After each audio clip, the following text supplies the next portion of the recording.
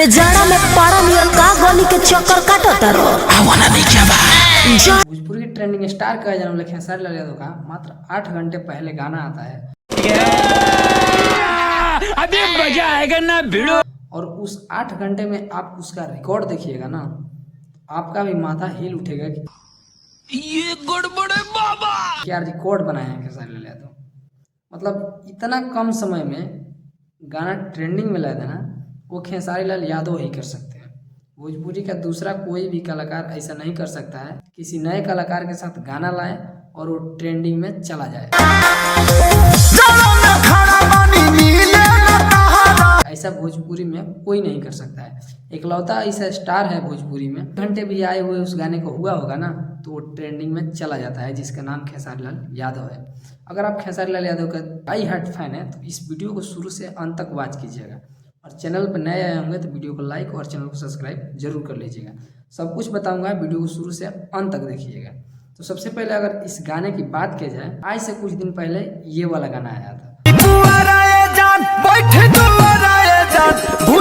ये जो गाना था ये भी ठंडी में रिलीज किया गया था और ये बहुत ही बड़ा सुपर डुपर हिट हुआ था। इसी गाने को मद्देनजर रखते हुए खेसारी लाल यादव ने इसका पार्ट 2 लाया और पार्ट 2 आते ही इतना तहलका मच गया।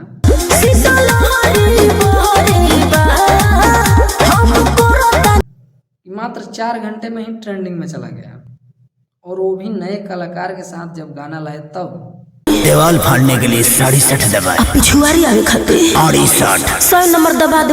खेसारी लाल यादव का पावर क्या है ना, इस गाने से पता चल रहा है कि किसी भी अगर नया सिंगर को खेसारी लाल यादव मौका देते हैं, अपना कमाने खाने लायक वो कलाकार हो जाता है। मार्केट में नाम फ्रेम खेसारी लाल यादव दे देते हैं कि वो कलाकार कहीं भी रहे लेकिन अपना घर या अपना खर्चा वो खुद चला सकता है। एक नए सिंगर को मौका देते हुए खेसारी लाल यादव ने इस गाने से साबित कर दिया कि भोजपुरी का कोई असली ट्रेंडिंग स्टार है तो खेसारी लाल यादव है।